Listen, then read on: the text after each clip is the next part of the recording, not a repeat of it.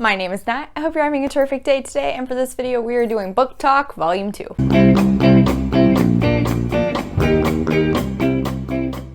Oh, there we go.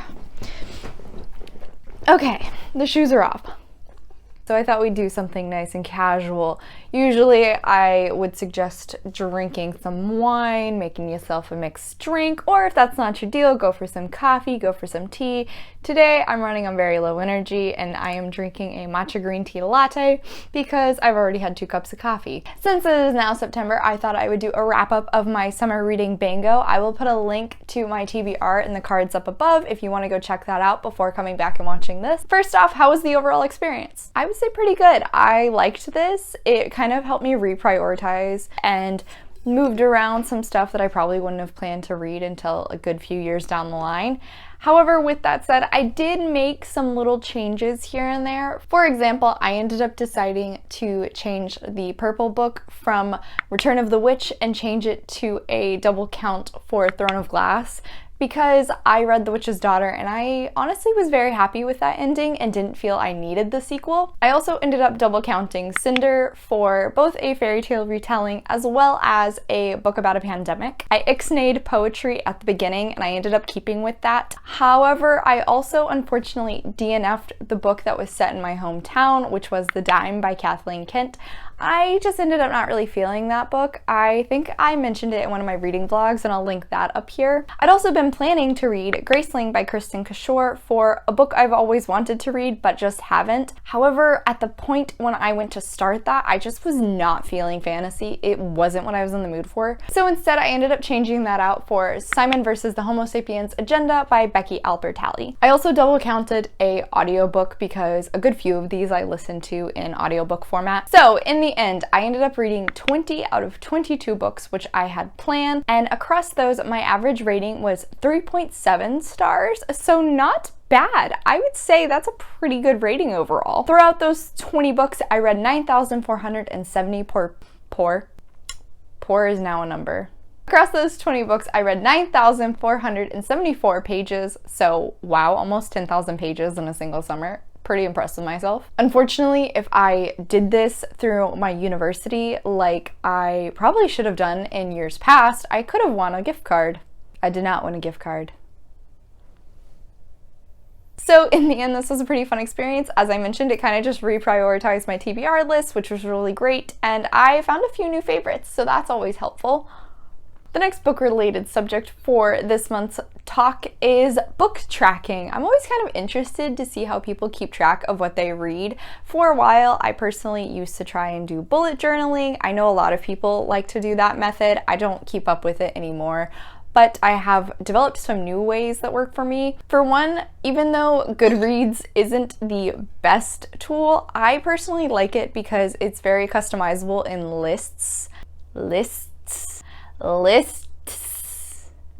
Wow, gotta enunciate that T a lot. Although the search algorithm is absolute crap, I do really enjoy the app because it has the scanner ability. So if you see a book you like when you're at a store or at the library and you can't get it at that moment, but you want to remember it, you can scan it with the Goodreads app on either the little scan code, what's that called, barcode, or you can actually, I learned this the other day, you can scan the cover and it can find a book that way. I had no idea that was a thing. I just recently hit like 300 books on my TBR on Goodreads, I'm pretty sure. As I mentioned in last month's book talk, I don't really make TBRs, but I have been trying to set goals to read certain categories of books each month. So recently I have made a list on the Notes app in my phone, and although it is definitely constantly changing because I've become a big mood reader, it does help me to keep track of what I want to attempt to read for the month.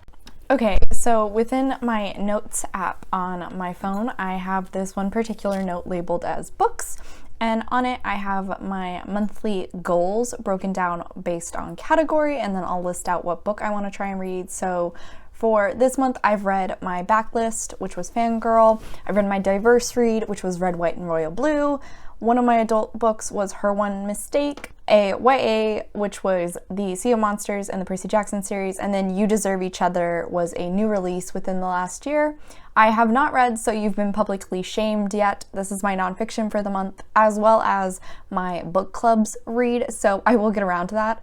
I also have my October goals listed out, but I don't know what those are going to be yet because this is subject to change often.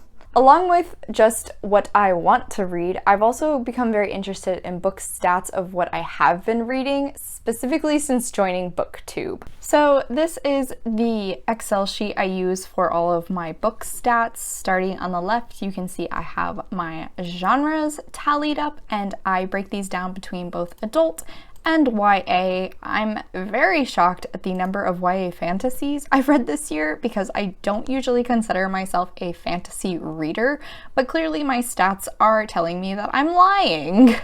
Next, I also have my ratings. First off, I have my DNFs or did not finishes. Then I have 1 star, 1.5, 2 stars, and so on. I do occasionally give 0.75 ratings, but in that case, I normally just round up for this tally sheet. If I give a 0.75, I'm usually really splitting hairs with that, so it's not that important. I've also recently started keeping track of authors' race, ethnicities, and genders. This was kind of a big reason I wanted to try and start diversifying my reading more. I then also keep count of how many books are own voices and what percentage of my total reads for the year that is. And I have total pages listed as well, but I don't currently keep track of those. I might do that at the end of the year. On the far side, I have just some notes. For example, I had one book that had 2 authors, so my author count is a bit higher than the book count. I have when I last updated it and the last book, so just in case I forget. I also have charts over here, which are kind of plain because I just made them with the usual Excel and didn't put a lot of effort into them. But looking at them can kind of give me a kick in the rear to possibly read a particular genre more. Shows me how good my reading year has been based on ratings, or once again, just kind of encouraged me to try and diversify my reading. All right, y'all, so that is it for this month's book talk. Let me know in the comments down below, how do you keep up with your books, both TBR and what you have been reading? I want to hear it. I might find some new ideas to use. As always, thank you so much for coming to my channel today, guys. I really appreciate it. Make sure to hit like and subscribe down below. I come out with videos on Monday and Friday, but until then, I hope you continue to have a terrific day. Bye.